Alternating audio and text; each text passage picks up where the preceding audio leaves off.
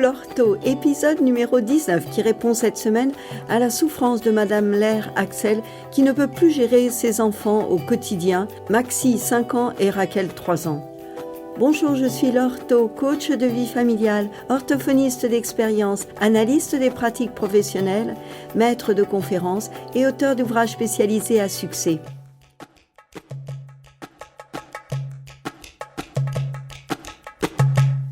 Votre enfant, mode d'emploi ? Qui ne s'est pas déjà posé la question « Qu'est-ce que je peux faire pour bien élever mon enfant ?» Ou encore « Y a-t-il une recette pour ne pas se tromper ?» Une chose est sûre, les enfants sont notre avenir et notre bien le plus précieux. Ils sont ma priorité. Je crois profondément en eux et désire être au plus près de vous pour vous accompagner au cours de ce voyage éducatif et que je ressens profondément spirituel. Ce podcast vous offre des outils précieux pour dialoguer avec votre enfant. Je l'ai créé pour vous afin de vous offrir les réponses données aux nombreuses interrogations que je reçois. J'ai voulu ajouter une présence indispensable à mes côtés, celle de Monsieur Terrier Alain, afin de faire bénéficier l'éducation de l'enfant d'une voix masculine. La richesse de la collaboration masculin-féminin, la vision élargie d'un couple de thérapeutes vont permettre de vous répondre de manière affinée. Croyez fort en votre enfant, croyez fort en vous. À toi, Alain. Bonjour Laure et bonjour Alain. Je suis maman de Maxi, 5 ans, et de Raquel, 3 ans. Aidez-moi, je me sens en grande difficulté et épuisé. Mes enfants sont devenus très lourds à porter. J'arrive même certaines fois à regretter de les avoir mis au monde. Je leur en veux de prendre toute mon énergie. Je suis très performante dans mon métier et j'occupe un poste important à responsabilité. Je suis contente de partir travailler le matin car tout va bien au bureau avec l'équipe que je dirige. Les résultats obtenus sont excellents. Mon mari et ma belle-mère m'aident beaucoup au quotidien et me soutiennent. Pourtant, je craque dès que je rentre à la maison. Entre la petite qui tâche sa jolie robe en mangeant et le grand qui a emmené des jouets dans le salon. Dehors, c'est encore pire. Ils se disputent pour pousser le chariot ou mettre les achats sur le tapis roulant de la caisse et crient et pleurent alors que je leur explique que dans un magasin, ils doivent bien se tenir. J'ai terriblement envie de les gifler, c'est horrible. La caissière et les autres clients me regardent comme une mère incompétente. Je devrais les aimer et je les vois comme des monstres mal élevés. Je suis au bout du rouleau. Que puis-je faire ? Axel, j'entends votre grande détresse et votre souffrance. Je félicite votre courageuse communication. Oser dire les pensées cadrant mal avec l'idée qu'on se fait habituellement de l'amour maternel est difficile et culpabilisant. Alors, accueillez votre colère et ne lui rajoutez pas la culpabilité qui ne fait que fragiliser la confiance en vous et vous amène au bord de l'épuisement. Alain et moi sommes près de vous pour vous accompagner et vous offrir notre soutien. Les enfants nous amènent sur un chemin merveilleux qui peut être vécu comme un chemin de croix.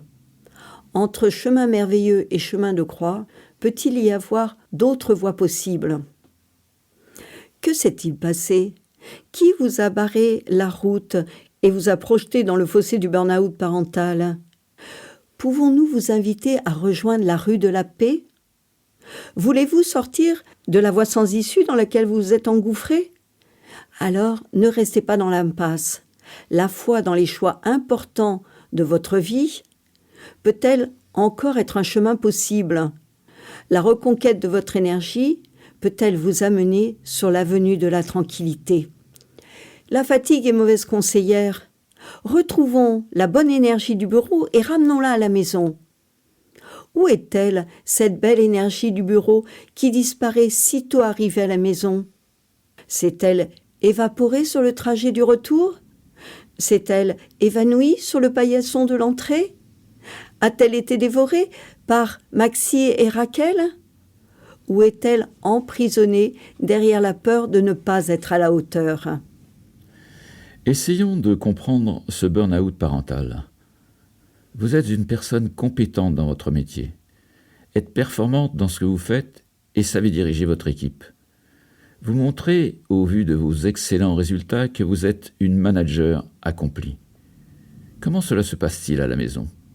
J'entends des exigences de perfection. Vous mettez beaucoup d'applications à élever Maxi et Raquel parfaitement. Tout semble très important pour vous. Une jolie robe bien propre, des jouets bien rangés dans la chambre de chaque enfant, une parfaite tenue à table ou dans un magasin, des endroits et des moments choisis pour le jeu, et d'autres respectant les conventions qui guident le comportement et la vie en société. Maxi et Raquel, suivant vos critères éducatifs, doivent être bien habillés, propres, obéissants, ordonnés, sages et polis. Comment tenir au quotidien et dans toutes les circonstances un tel programme? Qui vous impose un tel niveau de compétences éducatives? Est-ce la pression familiale ou alors est-ce uniquement vous-même? Écoutons vos proches. J'entends que votre mari et votre belle-mère vous aident et vous soutiennent sans jugement, inconditionnellement. Pouvez-vous comprendre que vous êtes la seule responsable d'un tel rythme?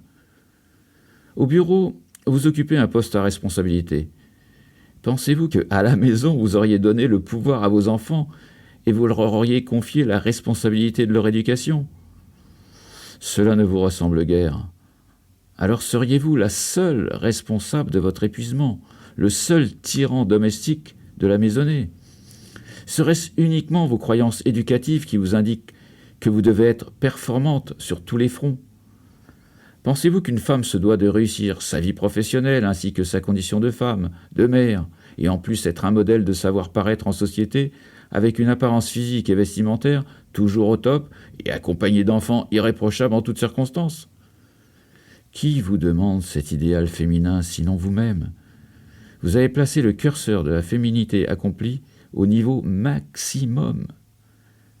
Croyez-vous que votre mari, vos enfants et votre famille pourraient vous aimer tel que vous êtes, avec vos faiblesses, vos défaillances, mais surtout votre humanité?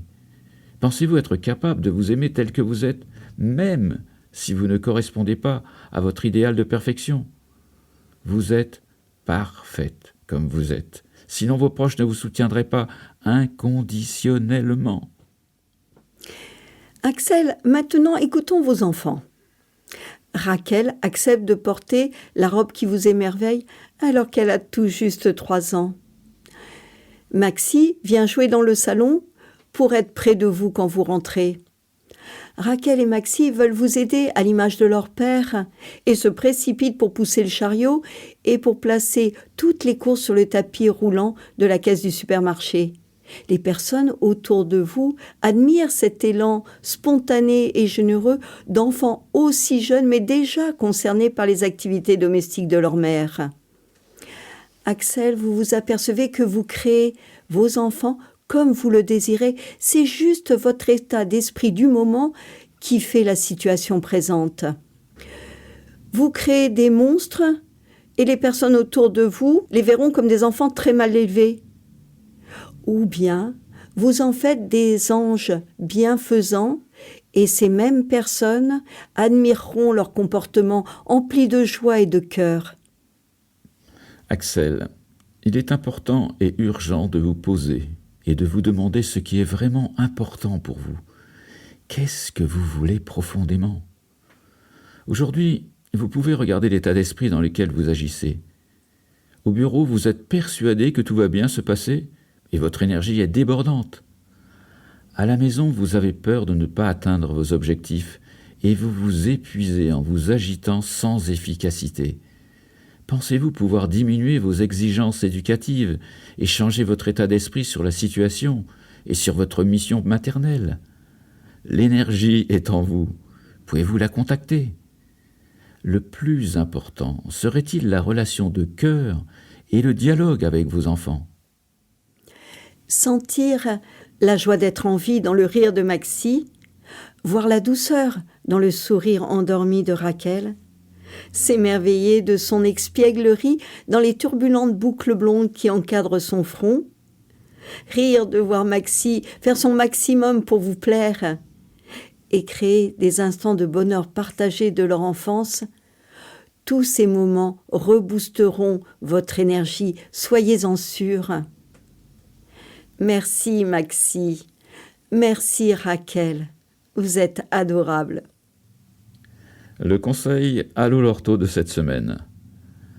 Axel, ne restez pas dans l'impasse. Laure et moi avons la solution pour vous permettre de reprendre pied et de changer radicalement le paysage de votre vie. Je vous emmène faire l'expérience d'un espace de profonde paix. Vous sentez que votre vie ne sera plus jamais la même. Vous entrez dans un espace où tout est à sa place, où tous vos rêves se réalisent, où vos enfants sont exactement ceux que vous vouliez, et vous vous apercevez que vous vivez une vie idéale. Vous voulez avoir cette vie-là et savoir enfin ce qui est important pour vous? Alors contactez-nous. Voici la minute de parole très attendue de nos précieux collaborateurs, Mademoiselle Chubb Kate et Monsieur To Thomas. D'abord à toi Thomas. Ce qui trouble l'humain, ce ne sont pas les faits, mais les jugements qu'il porte sur les faits. Moi, je fais l'impasse du jugement. L'impasse, et moi je reste.